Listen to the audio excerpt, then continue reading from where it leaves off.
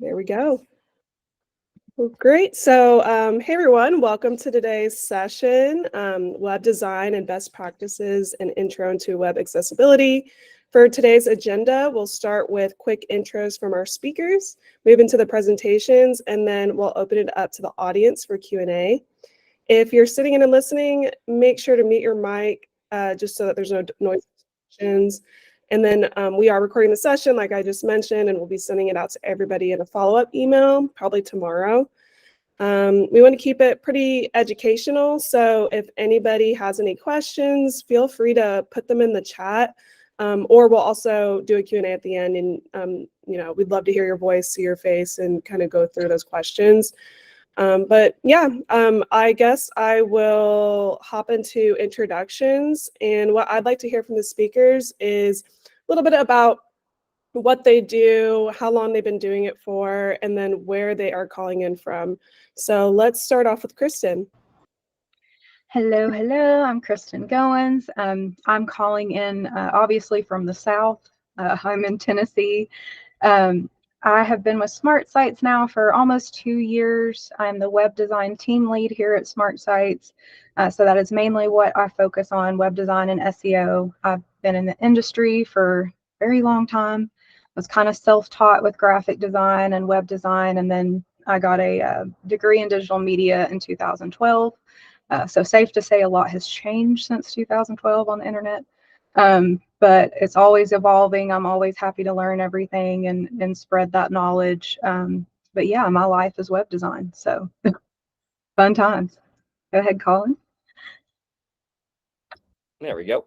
Colin Hickey. I am a partner success manager for about 1.5 years here at Accessibility. From New York, originally from upstate, but now located in Manhattan. So I do that trek or the rat race every morning. But I'm looking forward to discussing a little bit about what it means for a site to be accessible and encouraging questions towards the end. Awesome. Thank you so much. We're really happy to have you here. And yeah, I'll go ahead and kick us back off with Kristen to start her presentation. Fun times. All right, so just a quick agenda. I won't go through everything, but I did my best to kind of split this presentation up into what I thought were important chunks for web design. Of course, I could go on and on and on, but we're mostly going to cover, visual appeal, user experience, performance, design principles, all that fun stuff. So we'll go ahead and start moving along. Cass, if you want to go to the next slide. Overall, what is web design best practices? What does that mean? It's the practice of applying design principles that ensure websites are visually appealing, user-friendly, and optimized for performance, and that results in better user experience and user engagement overall. Next slide. All righty, so first impressions, the importance of good design. Going to kick it off with this because it is a first impression.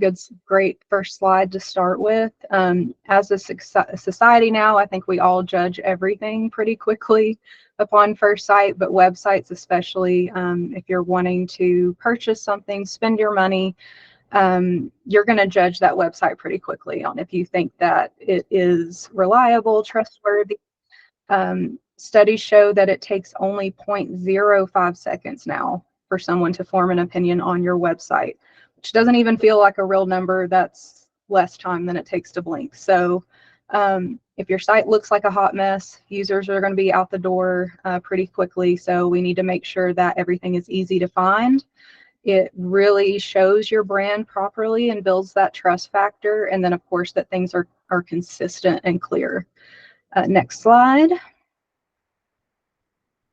So visual appeal and the importance of a visually appealing design. And of course, this is super broad. Design is very subjective.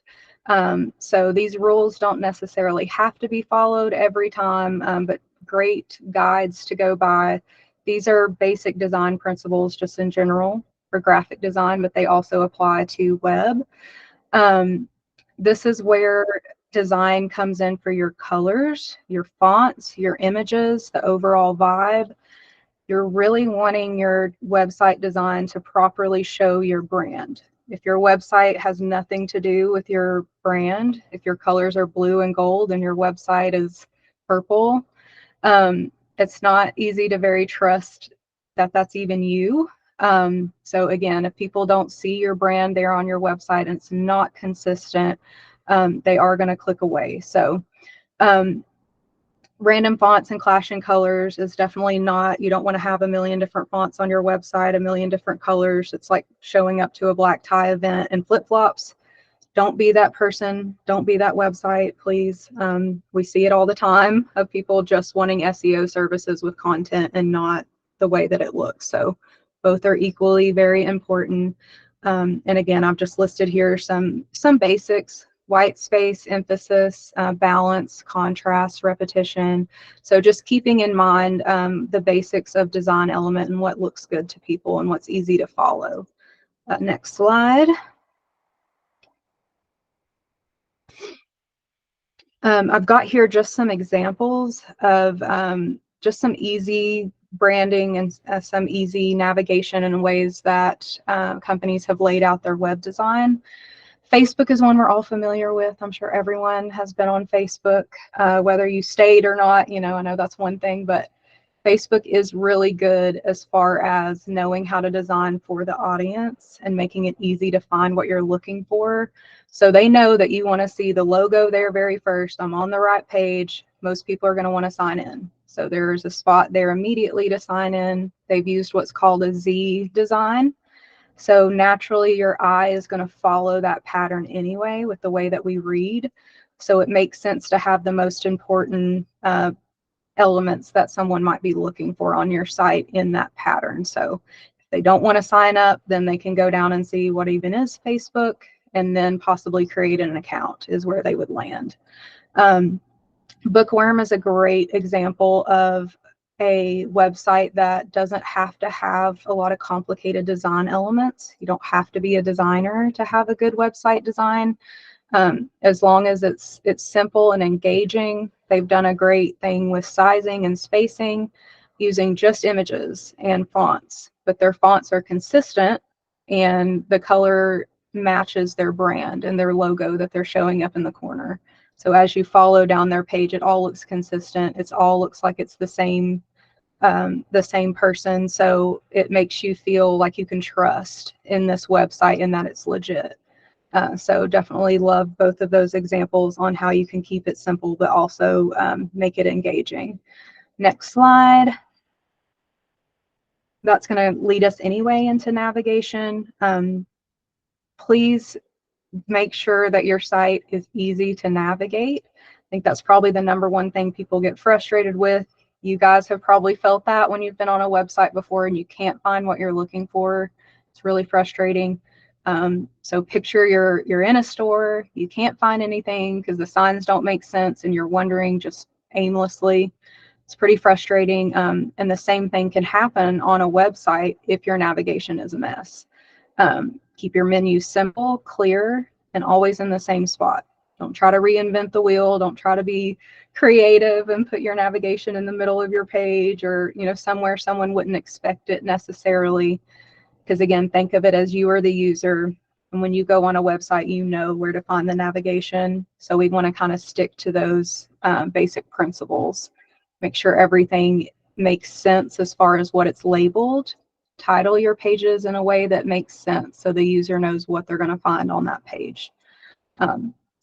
Next slide.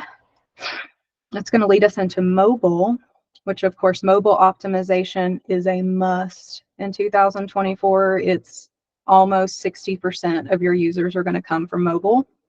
A lot of people don't even look at the desktop version. I'm bad about that too.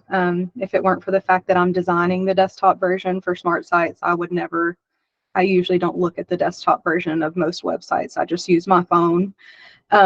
Most users are that way as well. So if your site isn't mobile friendly, you're basically shutting the door on more than half of your potential visitors. Most website setups now, you know, if you're using Wix or Squarespace, or usually most interfaces will allow you to see the mobile version and design for both. I usually recommend to start with the mobile view in mind because it is the most important, and then you can make sure it is consistent on your desktop, but always test it. That's my number one advice, because sometimes it may show you that the mobile version looks a certain way, but when you go onto your phone to test it, it's not functioning properly. So you need those fluid grids, so layouts that adapt to different screen sizes. We need to optimize for any screen size it could be, not just mobile, but some people use laptops, tablets. All of those things have different screen sizes. So if you don't have flexible media or flexible grids, it's going to cut it off, or it's going to show the desktop version that's going to be really, really tiny. And again, people will judge that, not trust it, and move away pretty quickly. So mobile is definitely one of the top things to keep on your priority list. Next slide, we'll go into another important topics. First, though, we will look at, I did provide an example here, and I'm sorry, Cass, that was right, because I'd put an example in here for mobile. This website is a great example as far as how they have transitioned their desktop view to their mobile view. It's very consistent. It does look a little different, but it's the same vibe. You know, it's the same company. I love their branding. It's very minimalistic, so you don't have to be fancy. You don't have to do a whole bunch of overwhelming design elements. It looks like their backpacks are minimalist. Their backpacks are bright. They don't have a lot of text on them, not a lot of imagery. It's just, here's your green backpack, and its simplicity. And I feel like they've done the same with their design. So their design is also colorful, simplistic, but it's impactful. And again, they have adjusted it well to where it will look great on both desktop and mobile. So that's a great example of carrying that across. And then next one, Cass. Now, our speed and performance. You better be fast or forget it. Again, remember that 0.05 seconds. So people are very impatient. I'd say most of us are. I mean, if we want instant gratification now as humans. So if we can't find what we're looking for pretty quickly, or website's not loading, you know, they're not going to sit there and wait for it. So we've all been there with a website where we've got the loading spinning wheel of doom. We don't want that to happen. So we definitely want to make sure that we are testing and that we are keeping that in mind, optimizing for all of those devices like we discussed, and then use tools if you have to. There's a lot of free ones out there. I'll link to your Google PageSpeed Insights, but there's a lot of different engines that will run that report for you and tell you exactly what your speed performance is on desktop and mobile, and will flag for you the issues. The most common issues usually are easy things to fix, like imagery, videos. A lot of it's just because you put your entire large 6,000 pixel image on a website, but you don't need it to be that large. It's not going to show that large anyway. So condense it either by resizing it or using plugins. So there's a lot of easy ways to condense things and make sure your website is running quickly. But again, make sure you're always keeping that in mind and making sure that your website is also loading pretty quickly. Next slide. Okay, clear messaging. Please use clear and concise messaging. Don't overwhelm the user. I can't stress it enough that you need to be clear and to the point. If your website feels like they're reading a novel, you're probably overdoing it. Users want quick and easy to digest information. Don't overload them with paragraphs of text right off the bat. Use short sentences. Bullet points are a good way to do that visually and guide the user through what you're trying to say, calls to action. So if they see a big block of text, even if it's information they might be looking for or it's helpful, they're not patient enough to sit there and want to read that. It just looks overwhelming to them when there's a ton of text. So if possible, just say what you need to say and then use a CTA, use a link. If it's something you want to expand upon on a subpage, that's great. And if they want to read more about it, they'll click that link. But make sure, of course, you're keeping it concise, user-focused, and just avoid to overload there. If you have a lot to say, it's also great to do blog posts. Of course, we do that with SEO. That's a great place to content dump. But again, on your homepage, on your other pages, just make sure that it's easy to read and concise. Next slide. Here's some other good examples of some great easy designs that are a little bit more graphic, but they're also catered to your audience, which is really important.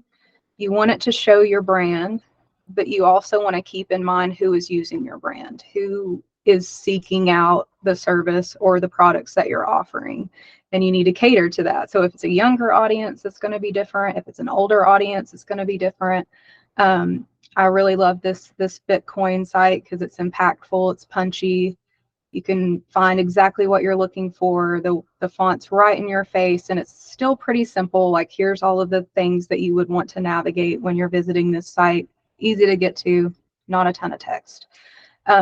With Whereism, e-commerce is probably one of the biggest industries as far as designing websites, also one of the most minimalistic. You'll notice there's not usually a whole lot of information on there right off the bat. It's just getting straight to the point, because nobody here is going to Amazon to read about their founding story. Like, we don't care. I mean, someone may care, but you're going on there because you know what you want to buy and you want to find it and you want to buy it easily.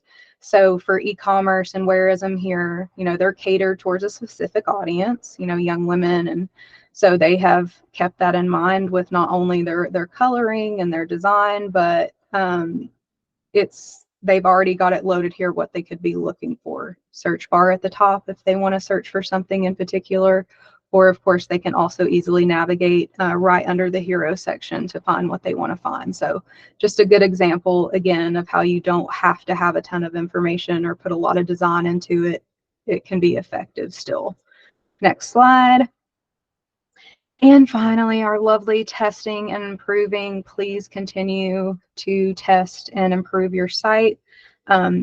Web design is never going to be a set it and forget it kind of thing ever. Again, like I said, I graduated in 2012, and it was not, I don't think SEO even really existed then. It was just not something you even thought of.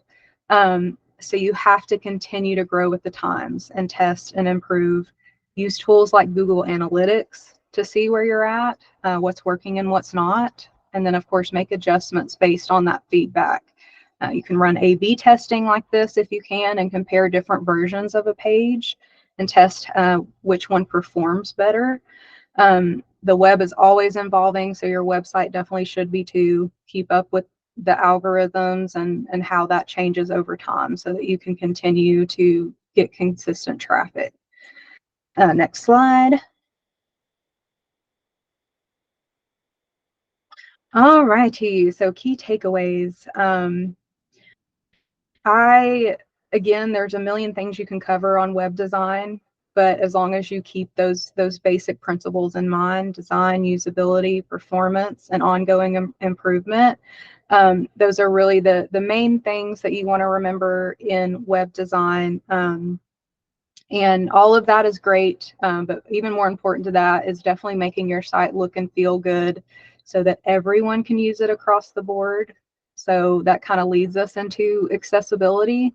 And it's crucial for not just user experience, but also compliance, and making sure that those with disabilities can actually see what you're putting out there and that you're not alienating them from your website. So to tell you more about that, we've got lovely Colin from Accessibee who knows everything about everything when it comes to that. So I'll turn it over to him and let him go over that for us. Perfect, Kristen. Thank you so much. So to switch gears here a little bit, I'm going to break down as to, some of the questions that I'm sure a lot of you came here, right, with regards to my portion of these slides, right? So what does it mean for a website to be accessible, and how does one go about making those changes to adequately meet those standards, right? But to take a few steps back first, simply put, right, when a website's accessible, it's easier for everyone to be able to navigate that website, right, resulting in a better user experience and increased engagement as a whole. What you'll notice, right, as soon as the site becomes accessible, is you'll see improved brand reputation, right? Because it's going to showcase customer loyalty as well as inclusion. From a bottom line perspective, you'll start to see a bit of a domino effect, right? By making the site accessible, it'll automatically increase Google rankings, thus SEO. And, depending on, the website and type of business, increased foot traffic can lead to more revenue. Next slide.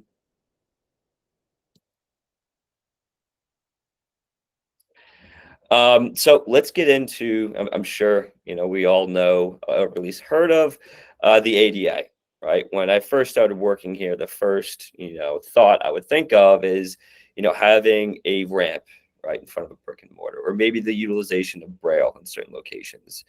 In this case, right, the ADA is a law, and the standard of which they use is the WCAG.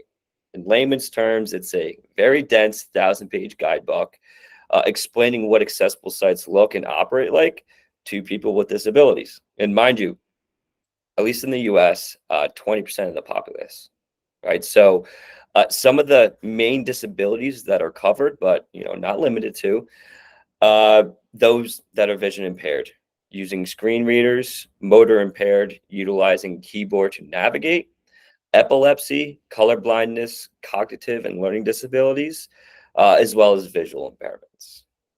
Next slide. So this really all took flight back in 2018, where it became a necessary component for all websites, right? So there was a lawsuit against Domino's Pizza. Effectively, there was someone who was visually impaired, and they weren't able to navigate, right? So this actually got bumped up all the way to the Supreme Court, and it was then, right, where the DOJ stated that websites are a place of public accommodation and should be treated accordingly, right? So it was since 2018 where any publicly facing website needs to be compliant. Next slide. So outside of, the importance of, doing the right thing, making sites accessible, there's a handful of benefits from a bottom line perspective that you'll notice, right? So by making a site accessible, as I already noticed, increasing SEO, right? Automatically increasing Google rankings. And you'll also, right, be able to tap into that populace, whereas before you weren't, right? So being able to tap into that 20%, right, is something that, all business owners are looking to. How do we increase, our brand awareness? Next slide. All right, so this slide's a little dense. It's probably my favorite one just because it outlines, how a lot of sites fall short of adhering to the WCAG, right? Outside of, not having anything at all in place, there are two schools of thought, actually three.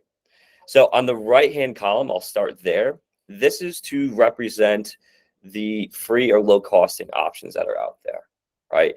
Theoretically, in my opinion, anything that's improved right from zero, even if it's improved by 15 to 20%, that should be applauded, right? But going back to the statement I made earlier that all publicly facing sites need to be compliant, websites can face litigation, right? So why I'm bringing up the free low costing ones, they typically only focus on UI adjustments, right? Which is good, but there's a whole nother half to this, right? So UI adjustments like font size, scaling, things along that nature, right? So it's missing a good portion of what's needed.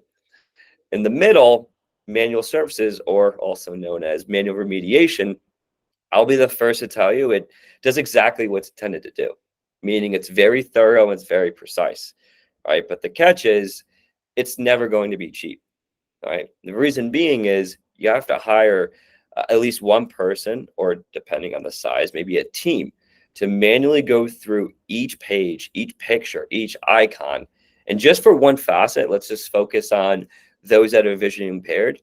They have to go through each picture and apply what we know as alt text or ARI labels, but if for lack of better words, simply just a description, right? So as they're perusing through the website, they have to be able to hit tab and it'll read out loud whatever it is that they're highlighting, right? So that takes a lot of legwork. So point being, It's very expensive, and it's never going to be a quick turnaround. Again, especially if you want it done right, you want them to take their time. And of course, I'm teeing myself up, but that's how we see ourselves, right? It doesn't matter if it's a standard or a highest tier 3 enterprise plan. We bring all of our clients up to, with adherence, to follow the WCAG 2.1 at the AA level. All right, next slide. This is a quick slide, but just noting what I just previously mentioned, all of our plans, right? WCAG 2.1 at the AA level. Why I'm harping on this is, there may be some businesses that, offer, as I mentioned before, the free or low costing one, right? So we don't want to be a part of a bait and switch, especially, with, some folks dealing with litigation. We want everyone to be brought to the same level and nothing is watered down whatsoever. Next slide. This is another legal requirement, the accessibility statement. Not basically, all of our plans will come with this, right? It's very dense, but for a very good reason. I love analogies. I always think of it as having an ADT sticker on your house, right? But in this case, for those that have watched Breaking Bad, it's more or less, a deterrent for those Saul Goodman-esque kind of characters. And in my follow-up emails with everyone, I will send a PDF along with others. That way you can look it over and you can see there's no subjective verbiage. It's to the letter of the law that simply all the needed changes that should be made have been made. Next slide. Again, all of our plans come with litigation support. There's no added cost that comes with this, right? So what you see is what you get, right? So our litigation support, not to think of, the possible negative consequences, but it's important to paint an accurate picture, excuse me. So with litigation support, if there is an unwanted, demand letter or lawsuit, we have a handful of lines of defense, meaning through our litigation support team, we are able to curate, specific responses, right? Breaking down as to, the allegations are false and here's why. And we can do it all the way down to the code level. Next up, compliance score using various different testing tools. And last but not least, and I think I've only seen this actually go through because the first two are usually adequate, but the master's failures request. In a master's failures request, essentially puts the onus back on the plaintiff, right? It asks them to go into more specificity as to what exactly about the website in question, how and why it's not compliant, right? From there, we can do things like user testing. We can have people on a recorded session with a particular set of disability going through certain instances, right? Showcasing that the website is in fact compliant, right? So again, there's many layers. Most of the time it won't happen, but it's good to know that if something does happen, you're able to utilize our services. Next slide. All right, so down to brass tacks, right? Once installed, it takes up to 48 hours for it to make all the appropriate adjustments. So that way, if someone has a particular disability, they're able to navigate the website like you or I would be able to. Right. But it's important to note, right, during that first 48 hours, what's happening during that time is our AI engine is scanning and sifting through all the pages on the website. Right. What's also happening is, as I mentioned before, right, the very mundane aspect from manual remediation to go through and apply those descriptive, the verbiage throughout each picture, each icon. That is what our widget's doing. And it's automatically scanning every 24 hours.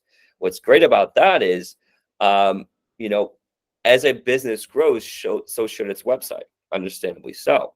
But the catch is, as a website grows, you need to have something on there that's constantly making these adjustments. So, the end result being what we are trying to provide is something that is flexible, something that is bringing all websites to help adhere to WCAG 2.1, and something that's dynamic enough that if a website puts a new product up or a landing page or what have you, you won't have to hold your breath, right? Because it's constantly scanning and constantly making those appropriate modifications. Next slide.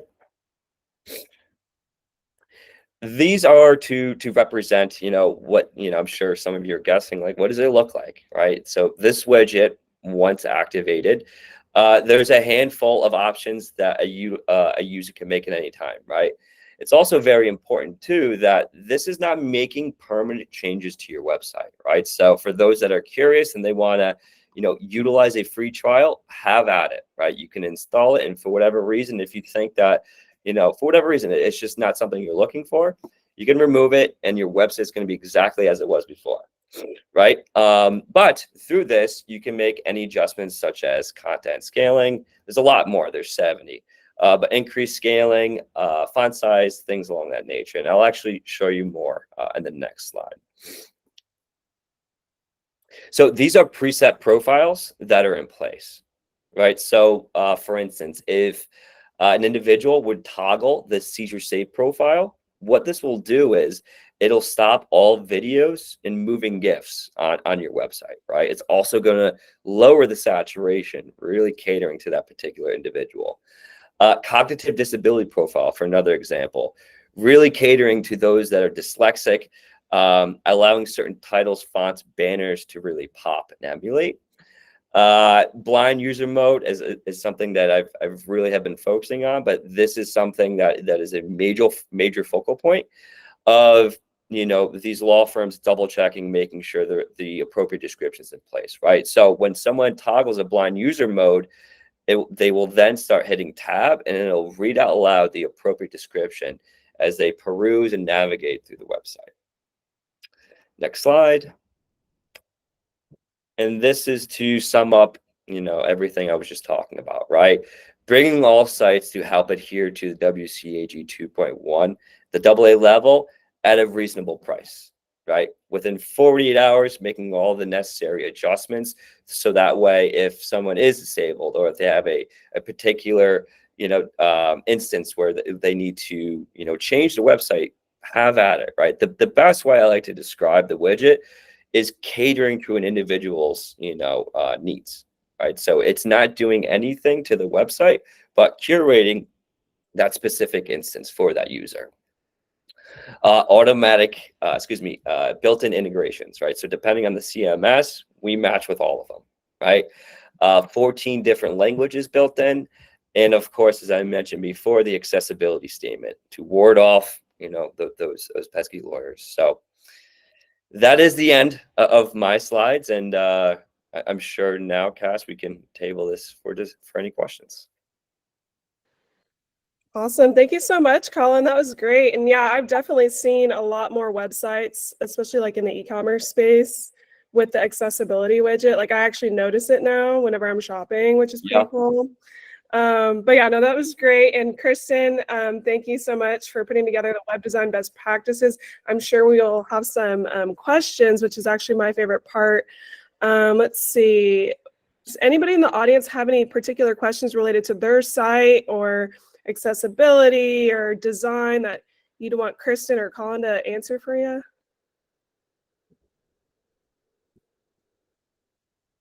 It looks like Irina raised her hand. Yeah. Yep. I do have a question, and it's for Colin, actually.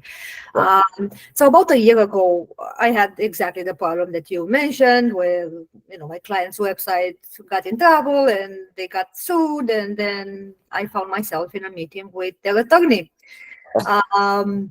So which was also fine, right? But what I noticed was the attorney was very clear in saying, hey, when stores or whatever offline type of businesses deal with accessibility stuff, the law is extremely clear, like to the point where you can see how many inches a glass store can be, that kind of level, Yes. right? Which doesn't happen in the online space at all. So he was saying it's a lot of gray areas, it's a lot of confusing parts that can't really be proved or disproved in a court of law because there are no actual numbers, there are no actual clear parameters that you're looking at. To your knowledge, is the law changing to the point where we can actually say, knowingly, hey, no, actually we are 100% ADA compliant because these are the laws and this is what we're doing and this is what it looks like, and you won't find anything?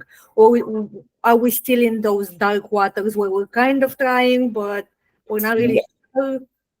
Yeah, No, I love that question, and there's a few bullet points that I already have in my head. So if I happen to bypass it, just please feel free, and I'll dive in more. So, with regards to what does it mean, and to the letter of the law, right? How does one, even if they want to manually go through, most of it, I mean, as dense as it is, and as frustrating as it can, be perceived, a lot of it is things that people can make the adjustments. There is absolutely areas of subjectivity, right? And so that is the frustrating part, and the frustrating part of within that is whenever there's subjectivity, it can't ever be 100%, right? So whether it's you're paying someone around the clock that literally their job is to constantly make the adjustments. I mean, that's not a real, but I'm just trying to say in an extreme example, it's never going to be 100% just because there is a bit of subjectivity. And to my next point of that's why we offer the litigation support for all of our plans, right? So most of these, these lawsuits and demand letters, I get maybe 2 or 3 a month, and 9 times out of 10, they're very vague. Right? They unfortunately use scare tactics. And let's face it, if I didn't know this, I mean, prior to me working here, I mean, I would be jarred if I received something like that, right? It's not fun, right? Especially if someone's calling you out in your business that you're not doing something correctly. So a lot of the times they're vague. They understand the shock value it provides. And that's why we, urge anyone to utilize us, right? We have a massive litigation support team for this reason. Right, so it's able to push back on these claims. Like, what exactly do you mean that the alt tags, ARIA labels, they weren't there? And a lot of the times, people don't understand, and it's to know their fault. But the lawyers, they don't fully understand how the solution works. So as annoying and jarring as it is, a lot of the times it's fun for that litigation support team because they're able to simply point out you didn't activate the widget. That's why it's not, So good point though. There is subjectivity. And then I think the last point I wanted to make, yes, it's, especially with laws, they're always growing. They're looking for updates, always trying to fine tune it. So right now the global standard, and I've probably already said this 6 times already, but the acronym, right? The WCAG 2.1, the AA level. The 2.2, we keep getting teased that's around the corner.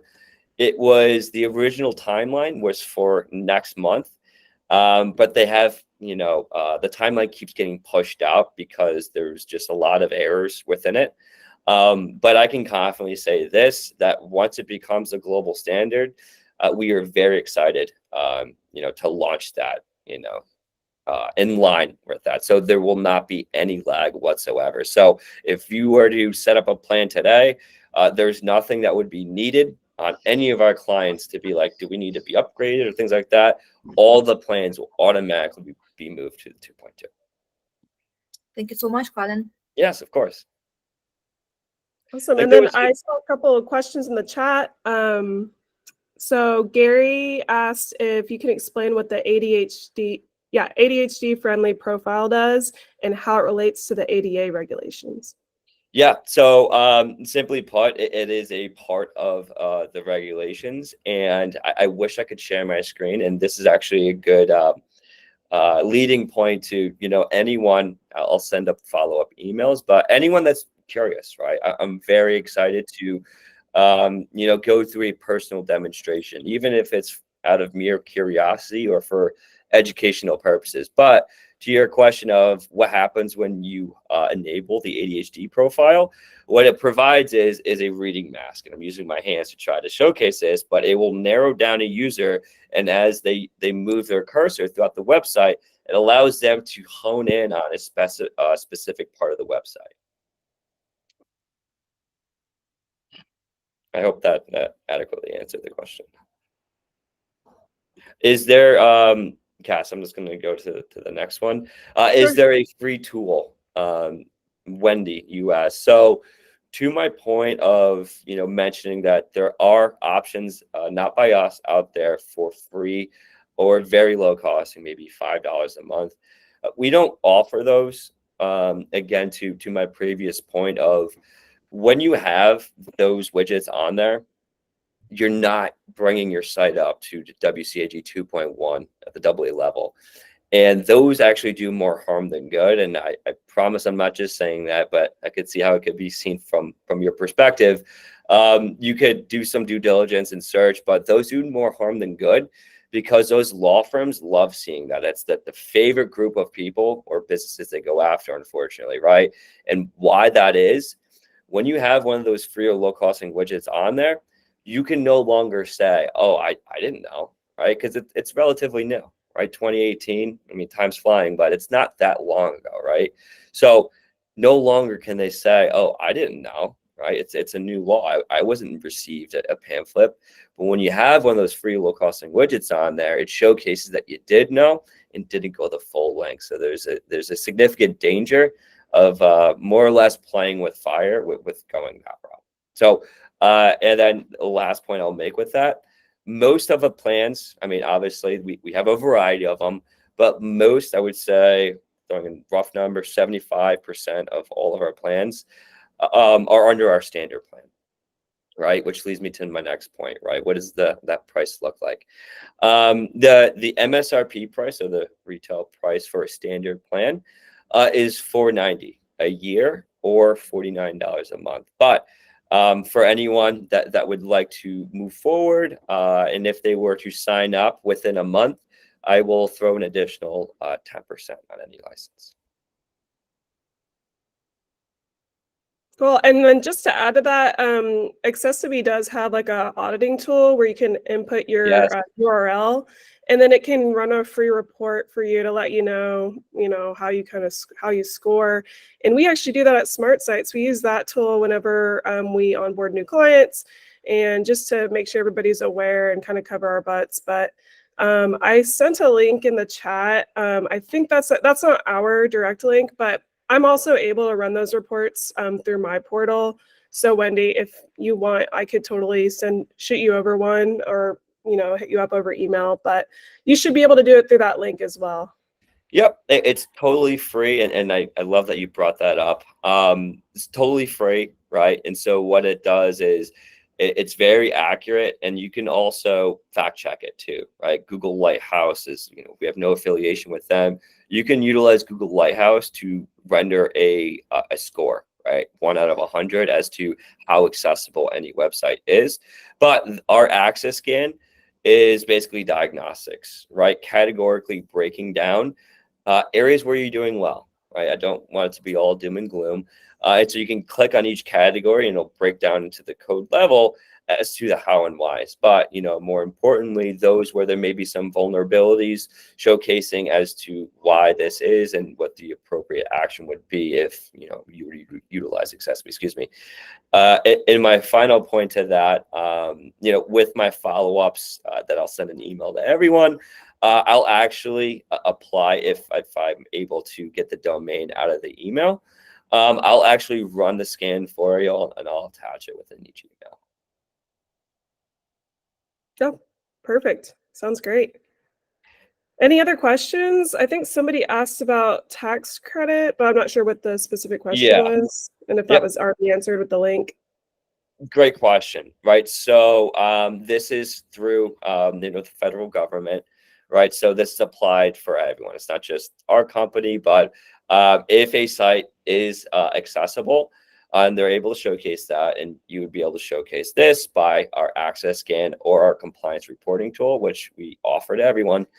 It basically, just for some quick math, if you were to get a standard plan, when you're filing your taxes, so it's not directly affiliated with us. So when filing taxes, it would break down the $490, and you would reimburse. So the total amount that would be paid is around $390. So it knocks off $100 roughly. Awesome. Any other questions from the audience?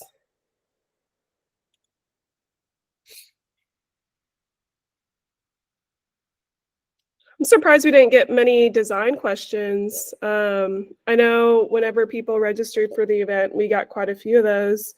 Might run through a couple since we have some time, but somebody had asked, what's the number one reason customers do not engage with the email, phone, chat, form fill out on a website? So Kristen, what would be the number one reason for that? I was just so clear in my presentation that everyone knew what to do and had no questions. But yeah, I think we kind of really touched on that a little bit though too, in that there's multitude of reasons on why people do what they do, but a lot of it's just if you're hitting them in the face with CTAs, but you're not giving them any information about the service, it's hard to find what they're looking for. And again, it's all about building that trust factor to make them trust you enough to convert, to submit a form, to call you. So if your website is not properly conveying your brand, like all the things we went over, they can't take it seriously, it's loading slow, or they can't find what they're looking for, it looks bad, they're going to click off of that really quickly and go to a competitor that they don't have that issue with. And there's endless competition now. So it's just really important that you don't just pay attention to the CTAs for forms and calls, but make sure that everything around it leads to those properly and will actually make the person trust and want to do that. But yeah, number one reason would definitely just be that they don't trust you. You don't have enough trust factors on your page to convert. Got it. Yeah, that makes sense. And then one other question that I wanted to ask you, Kristen, is I know you manage quite a few clients. What are some of the common challenges that you encounter with web design when you first onboard those clients? Like, do you see any kind of common trends or patterns that people are doing with their websites that instantly you're like, all right, we got to do something different here? Yeah, I think a lot of it is we all have our niche.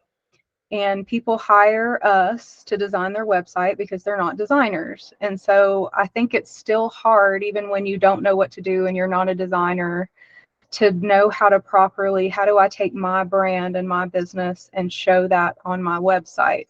Because there's really no other place you're going to show your brand more than your website, especially now that there's not a lot of brick and mortar places and physical places. Your whole business may be online. So I think a lot of people struggle with how to properly convey that and give us all the information that we need to see that vision too, because then they may also have a vision in their mind and we can't read their mind. So sometimes I think the biggest challenge for people tends to be just knowing what they need. Like, what do I need on my website? How should it be laid out? Fonts, I've had people ask me to do, their branding is rainbow, so they want to do rainbow buttons with white text, and that goes to usability. I'm like, people can't see that, so it's just not being a designer and not knowing what looks good, but how to take your brand and make it look good and make it, usability and easy to read. So just them knowing what to give me, and then how we can morph together and both of us understand the vision and the big picture and be on the same page. But we get there eventually. Good. All right. Well, oh, sweet. I got a couple more questions in the chat. So Susie asks, what's a good source to strengthen UX UI skill sets? A good source to strengthen it, like as far as like knowledge on it, or yeah, like a website. Do you have like a YouTube channel or like a blog that you'll go to just to like learn more about like trends or like more about it? I don't have a specific blog that I go to. Really, you can just at any time Google, what are people saying about user experience? Because a lot of it too, it's not so much like accessibility where there's a law and you have to do this, this, and that. So a lot of that isn't so technical, just like Google changes their algorithm and that is technical. But with design, it's very subjective. It's very, so a lot of it's just going out there and looking at different opinions, not even necessarily one particular source, but what's everyone saying. And also looking at some good examples. A lot of the times I'll go and look at really high performing websites and like, why are they high performing? what do I like about it as a user, and just kind of keep up with your competitors and people who are ranking very highly and obviously doing something right. I definitely do that. How do you gently tell a client has a bad website? This is probably one of my biggest issues, like especially when I have, because I still take clients on my own, at Smart Sites as well. And it's especially when I have them just for SEO and they haven't signed on for design. Yeah, it's definitely hard. Usually I just try to use it in a technical way, like be specific. Don't just say your website is horrible.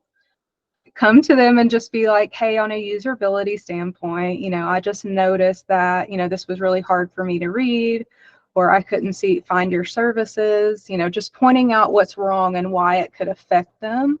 That's all they care about. If you tell them that it's not going to convert, they care about that and they want you to fix it however you can fix it. So usually that's how I go about that, is just pointing out what's wrong and why. How do you feel using stock images? Some say turns visitors away. It's hard to avoid using stock images. I would say we probably use them on pretty much every client, unless you're a really big established company that has thousands of photos, which some do. And I would say for your main photos, definitely try, if you've got your own, that is best. But there are some stock photos that don't look so stocky. You just kind of have to know what to search for. And I hate to push ChatGPT, but that's a great source for me sometimes when I'm looking for a particular stock image and I don't know what to search for. It will tell me more specifically what to search for, and then you can look through there, and there are some that look pretty natural. It doesn't hurt you on a technical standpoint. Like, it's all opinion. So if you have something that is way too stock looking, like I have a client that has a stock photo of a random group of people on their About Us page. I'm like, I know that's not you. And everyone knows that's not you. That's kind of off-putting. So it's all in how you use your stock imagery, because people do also understand that there's going to be stock photos sometimes. And it's all along as if they make sense, and they don't look silly. I think that was the last one. Anybody else that has any questions on design? A lot of good questions. Yeah. Everyone's just in love with it now. I'm going to go out and design a website. Perfect.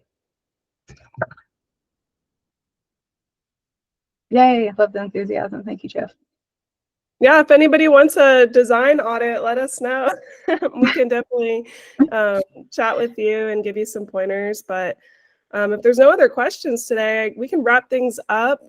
Thanks again to the speakers, Kristen and Colin, for being with us today. And thanks to everybody that attended the event. Really appreciate everybody being here. And I will make sure to send out a follow-up email with recording of today's webinar.